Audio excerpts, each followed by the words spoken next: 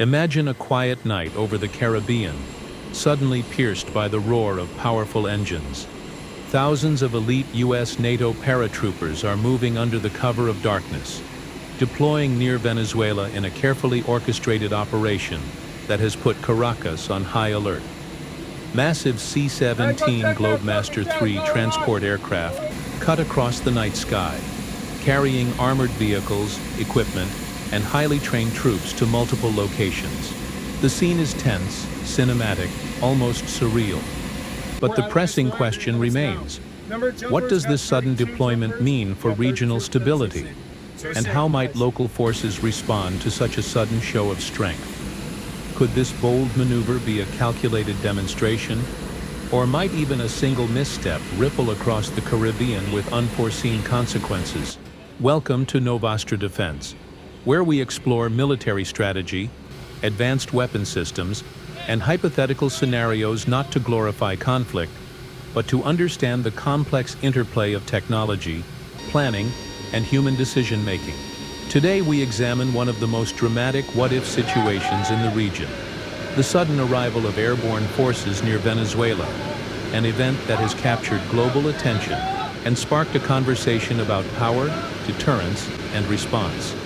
To fully appreciate the scale of this hypothetical operation, we need to understand the capabilities of the C-17 Globemaster III. These aircraft are among the largest and most versatile military transports in the world, capable of carrying heavy armored vehicles, artillery systems, and over 100 troops in a single sortie. Their long range and ability to operate from short or semi-prepared runways allow them to project force rapidly anywhere on the globe. In a strategic sense, they are unmatched in mobility. But their size and radar signature also make them vulnerable once they enter contested airspace. They are, in essence, powerful tools that require careful planning and protection. As the first wave of C-17s approaches Venezuelan airspace, the scenario intensifies. Caracas awakens to the hum of radar and the careful calculations of defense operators. While Venezuela may not match the technological breadth of the United States or NATO, it possesses a layered air defense network designed to challenge any airborne intrusion. Systems like the S-300VM and Buk M2, supplied by Russia, are capable of detecting, tracking, and engaging multiple aerial targets over considerable distances. The S-300VM in particular can counter aircraft, ballistic missiles, and cruise missiles, while the Buk M2 covers medium-range threats, adding depth to the defensive umbrella. Together they form a formidable shield that could turn the skies into a challenging gauntlet for any approaching aircraft. And here lies the first mini-hook in our story.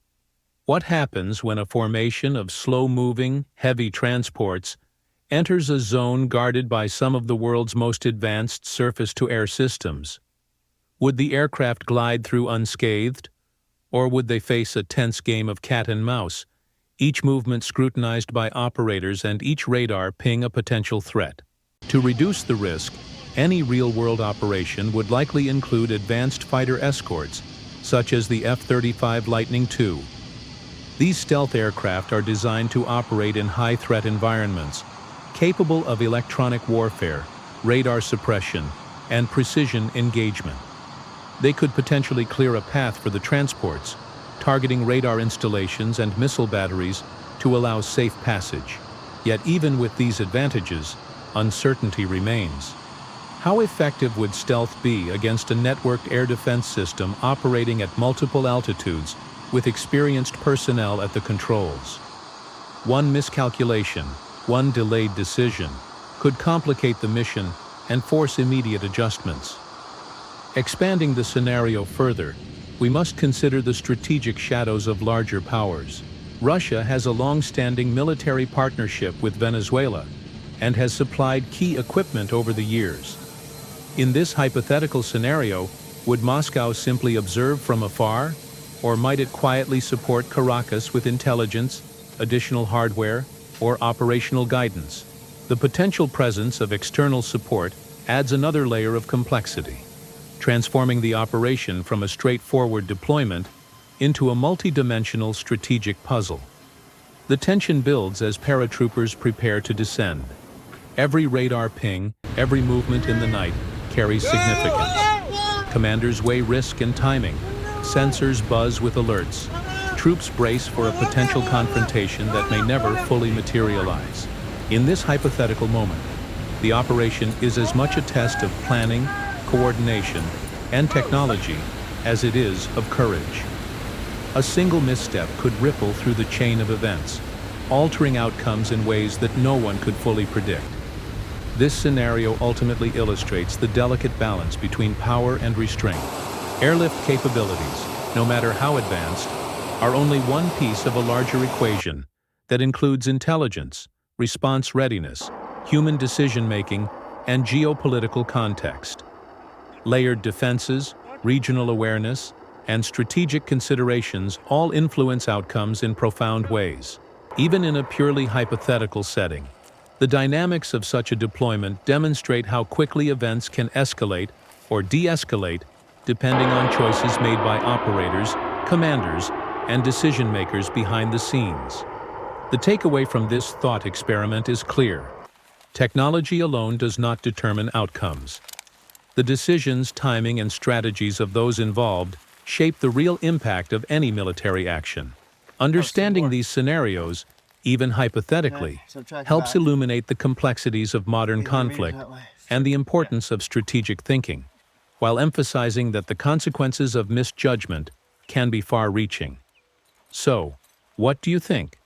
Could a rapid airborne deployment like this succeed, or would regional defenses hold firm? Could advanced fighters clear the way, or might external support shift the balance? Share your thoughts in the comments below, and subscribe to Novastra Defense for more in-depth analyses of military strategy and hypothetical scenarios. Remember, this exploration is purely speculative, designed to provoke thought and understanding, not to encourage or glorify conflict. By imagining these what-if moments, we gain insight into the intricate interplay of technology, planning, and human decision-making, and perhaps a deeper appreciation for the careful balance that maintains peace, even in moments of tension.